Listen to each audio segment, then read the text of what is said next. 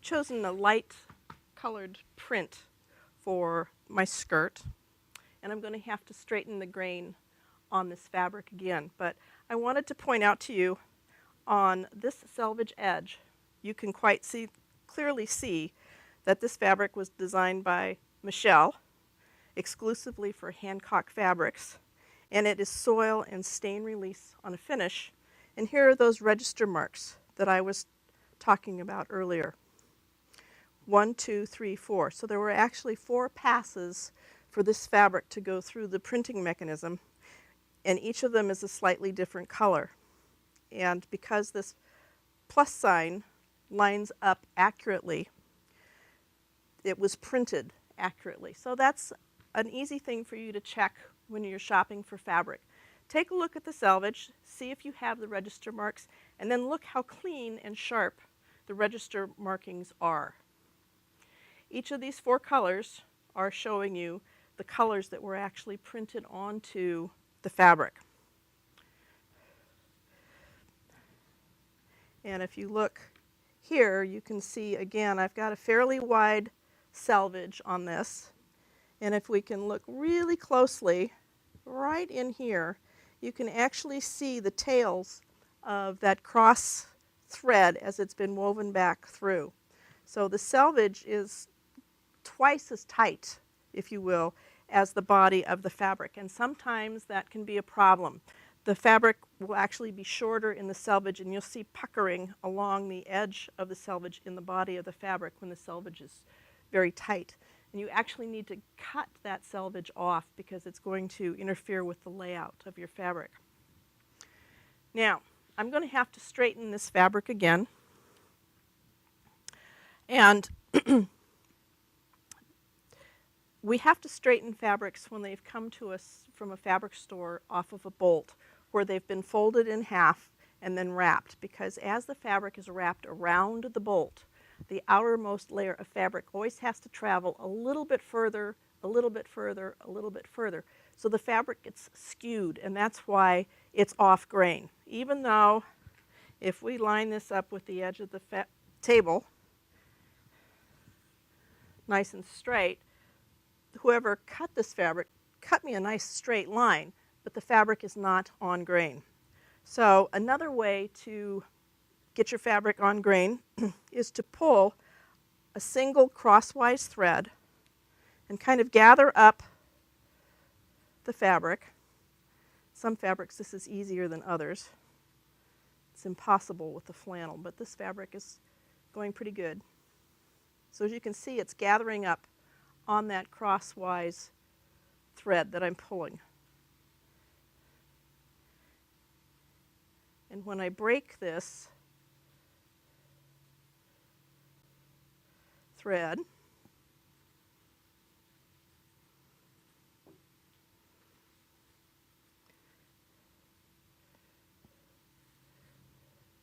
because it will break eventually.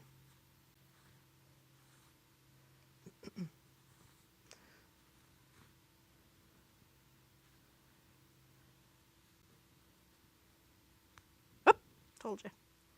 When I pull,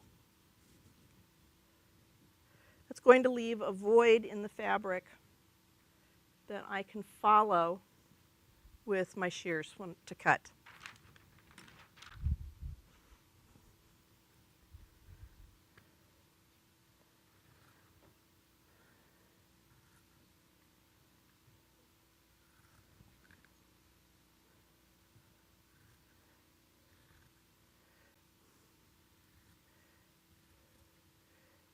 Takes a little bit longer, obviously, than tearing does.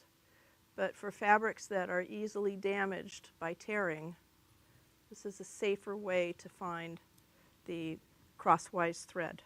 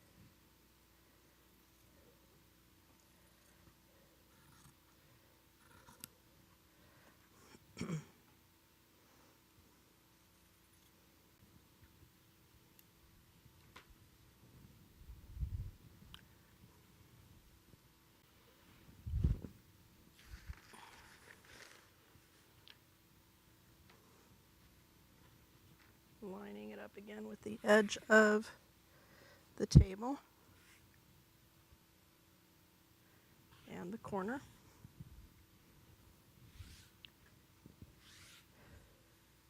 You can see that we're a little bit off down here. Not as bad as our flannel was, but it's still off. Now in the industry, they don't have to mess with this because their fabrics come on rolls. They're not folded and wrapped around a cardboard core. So they never have an opportunity to get off grain. All of this happens because they've been folded and put on a bolt.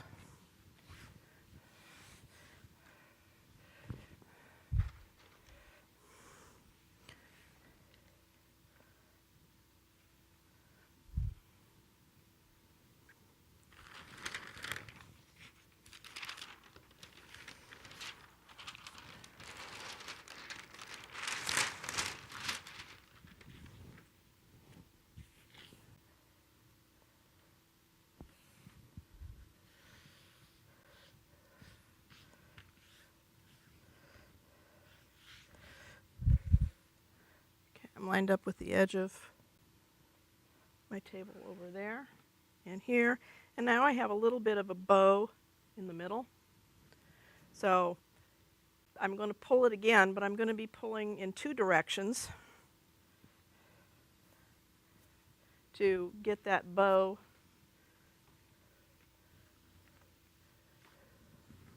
to move out. And every piece of fabric is individual. Some of them are real easy to deal with, and some of them are real pistols.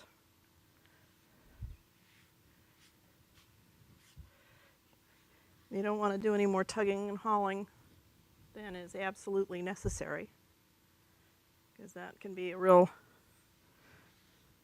time waster, and in this industry, time is money. So now we have a trued piece of fabric. Crosswise grain is running at 90-degree angles to the lengthwise grain, and we got there by pulling on the true bias, which is at a 45-degree angle, to make the short side long. Now, we're going to do a little bit different technique to cut out. We're going to cut our skirt on the fold. And that's not a technique that the industry uses a lot because in the industry, it's fairly wasteful to do that. Home sewers do it because it's more economical to use the fold. But in the industry, when they're making these humongous markers that go for 10, 15, 20 feet, they can use different sized patterns and move the pattern pieces around so that they can take advantage of every square inch of fabric. But since we're working in fairly short, discrete lengths of fabric, our economies are going to come from using that fold. So we'll fold it back in half. And you may not want to follow the original fold line. You want to match your selvages together.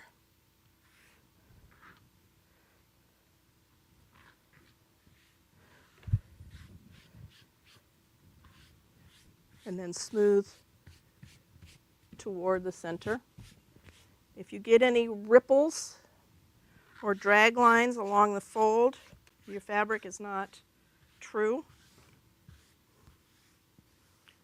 It's not square, so you want everything to line nice and neat and tidy. Now, because this is such a wide piece of marker paper, I'm going to trim it in half so that it is the width of my fabric.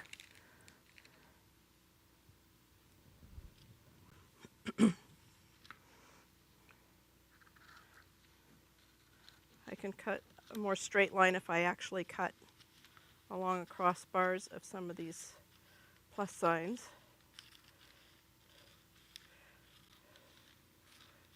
So in fact, I'm going to be just a little bit wider than my fabric.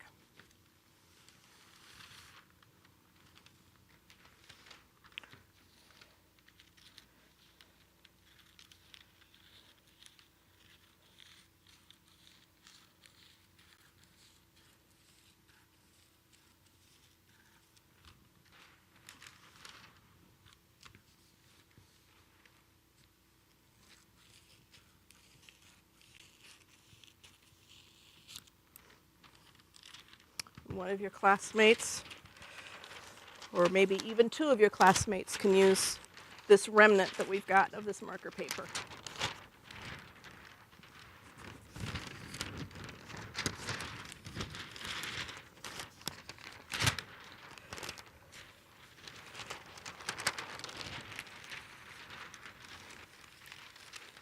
Try to keep it as neat and tidy as you possibly can, and try not to put any deep creases in it, because those deep creases will create distortions in your pattern. It's safe to roll it loosely. If you get wrinkles or sharp crease lines, you can iron this, but you must use a dry iron. If you use steam, the steam is going to cause some shrinking and some stretching in the marker paper, and it won't ever lie flat again. So if you need to get rid of some wrinkles, go ahead and press it, but be sure and use a dry iron.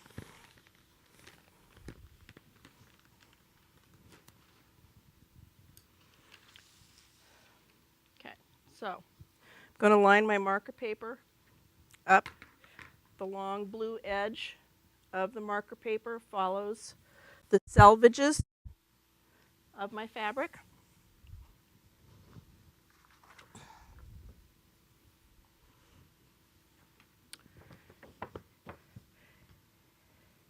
And we have some differences in our pattern. Okay? This is the skirt back piece, and it has the long lengthwise grain marked with the double arrow, top and bottom. And we have a new little wrinkle here because we've got darts in the skirt back. The darts are marked by notches at the waistline seam, and then the dart point is marked. And the dart point is a different kind of a mark. Before, we've been using edge marks, which are also called notches. But when you have a mark that's occurring in the inside of the pattern piece, that's called an internal mark or a drill mark. In the industry, they actually use drills to go down through those multiple layers of fabrics to make that mark, but we're going to be using an awl to punch a hole. The thing that's different about this is the skirt front. It has got the long arrow showing the lengthwise grain, but if you notice, there are two short arrows coming off perpendicular, pointing to the edge of the pattern piece. And the information on here says it's an A-line skirt front, size 8. We're going to cut one on fold. So these horizontal arrows coming off the lengthwise grain pointing to the edge are indicative of cutting on the fold.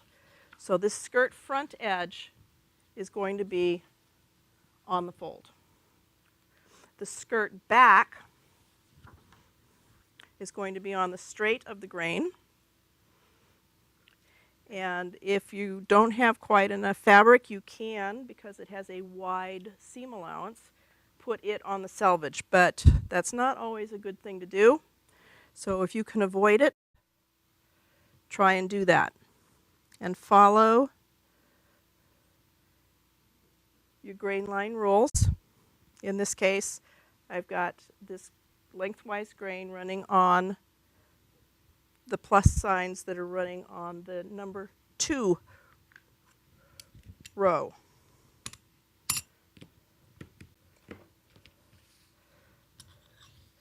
Whether it's a 2 or a 3 or a 4 or a 5, it doesn't make any difference. The important thing is that that lengthwise grain arrow is on the same row. Does it have to match with what's going on here? No, it doesn't. Now I'm going to be feeling through my fabric so that the edge of this pattern piece, if I can pick this up, is going to be right on that fold of the fabric. And the fold is on the lengthwise grain.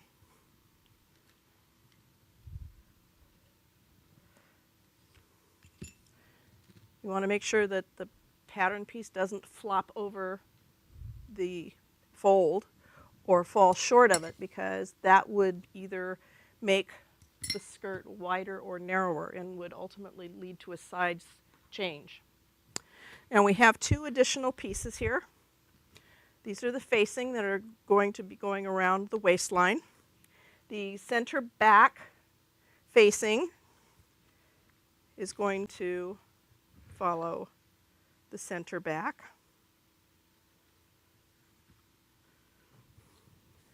And the center front facing is going to follow the center front and fall on the fold. And you can see here on the facing, here's the lengthwise grain arrow and then the two horizontal arrows pointing toward the fold.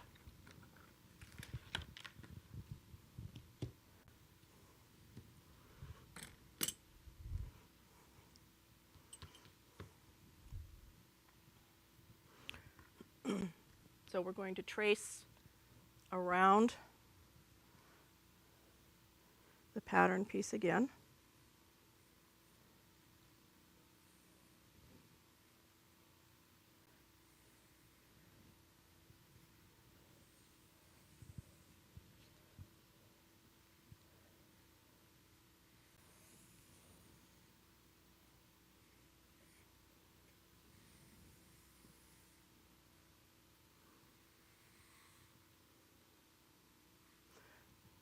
And this time I'm going to mark the drill mark at the bottom of my dart. Now if you look, you'll see that I've marked the drill mark that's within this red circle, and there's another one a half an inch below it. The one that I marked, the one that's in the red circle, is telling you that you have to end the dart 1/2 inch beyond. So this is a heads up warning. And they put it so that it falls inside the dart so that you don't have a hole in your garment.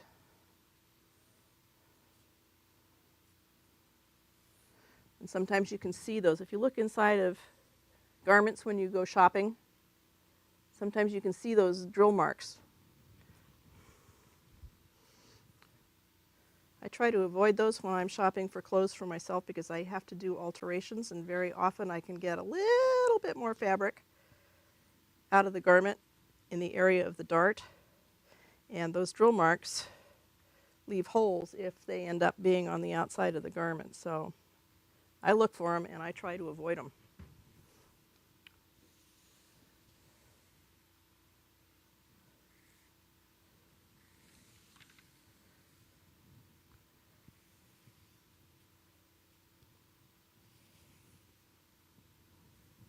No darts on the skirt front.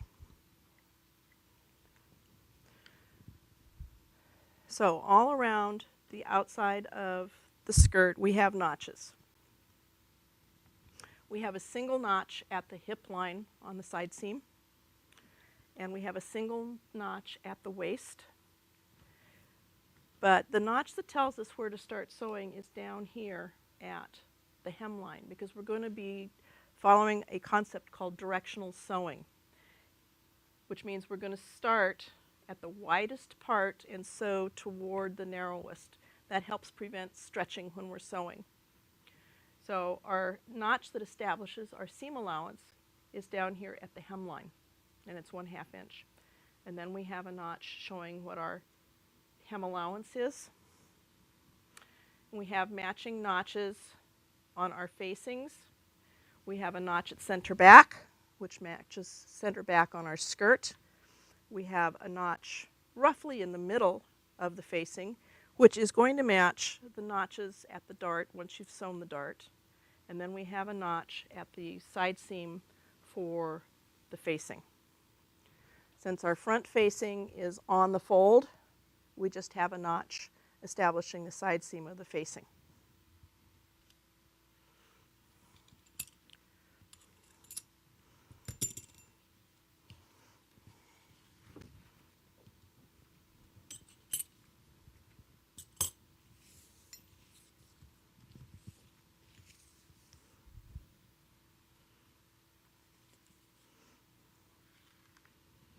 Now, I'm going to demonstrate cutting with a rotary cutter on our skirt. Of course, you can cut with pins and scissors if you like.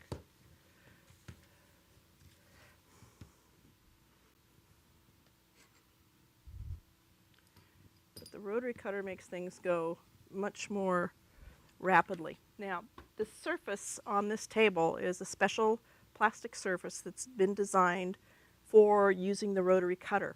If you use this cutter on your tabletop or one of those cardboard cutting boards, you're going to destroy your surface your tabletop surface, and you're going to destroy the blade. When you cut with the rotary cutter, make sure that you're holding it securely and keep your offhand out of the way. Don't ever cut across your body. Keep your hand behind the blade if you can.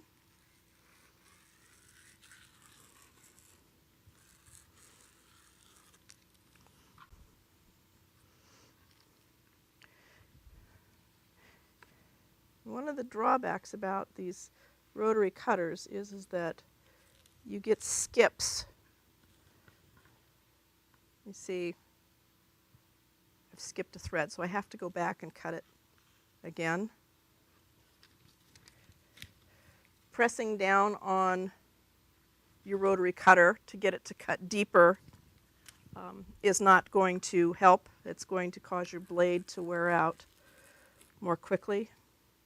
So just get in the habit of every time you make a cut, make a second cut in the same place before you move the paper, and then raise your scrap to make sure that it will fall away.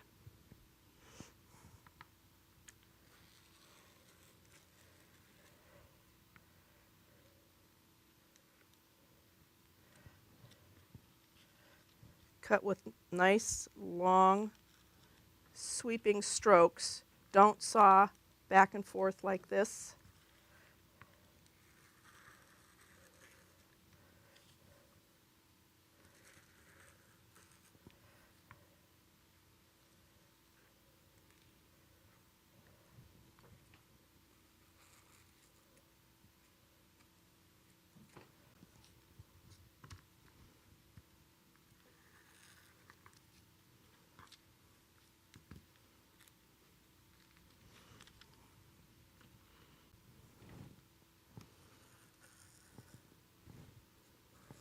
When you're cutting with the rotary cutter, you want to make sure that there are no pins, paper clips, or other extraneous materials on your cutting board. These blades are not cheap. I think they're about $7 a piece. And if you take good care of them, they'll last you for several garments. Unfortunately, they can't be sharpened very efficiently. So it's kind of a disposable item.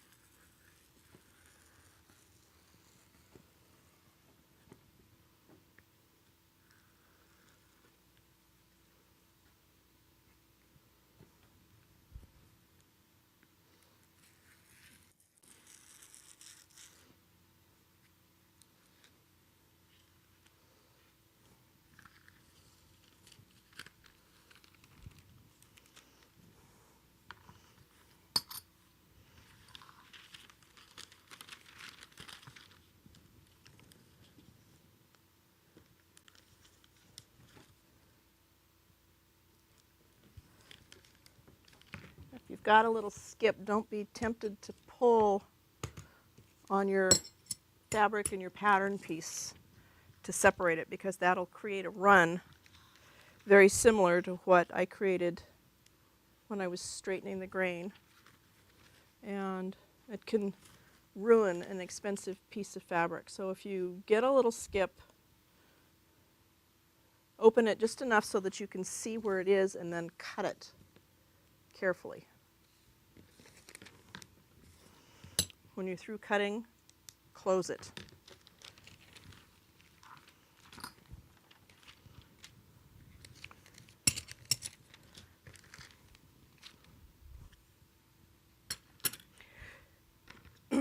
Now we'll have to do our little clips. And again, I'm making very short clips, about 1/8 of an inch to 1/4 of an inch, no deeper. If you make them the full depth of what the notch is on the pattern piece, you're going to be weakening your seam. You only need enough to know that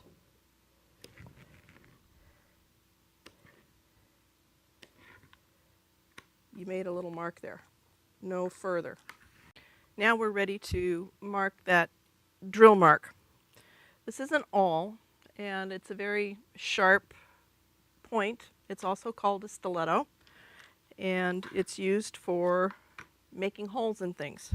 So I'm going to put this down right there on top of the drill mark, and I'm going to hold it firmly against the tabletop, and I'm going to pull on my fabric, and I'm going to pull the fabric up so that the point of the awl actually comes through 3/8 of an inch or so. Now, in most fabrics, that's going to leave enough of a hole that it'll be there for you to reference when you're ready to sew your dart. They tend to hang around for quite a while, but by the same token, if you've made a mistake and you need to erase it, you can use your finger to redistribute the threads and remark. Okay, so what the awl is doing is actually, the point of the awl is going between the individual threads that make up the body of the fabric, and they're pushed away from the body of the awl. So you're not breaking any threads, hopefully. So skirt back is marked. Now I'm ready to mark my facings. So I want to be careful to line my pieces back up accurately. Little tiny clip. There was only that one notch on the front waist facing.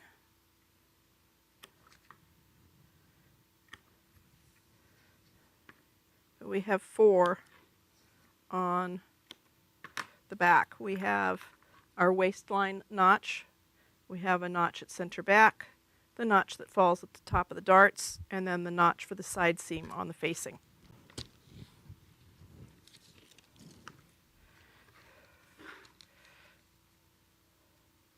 Line up our skirt pieces carefully again. Got our notch at the skirt hem, giving us our seam allowance. We have a notch that gives us our hem turn up.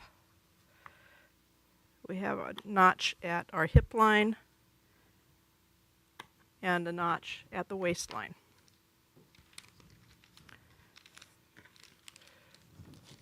So we've cut out our skirt. We're ready to go to the sewing machine and start putting it together.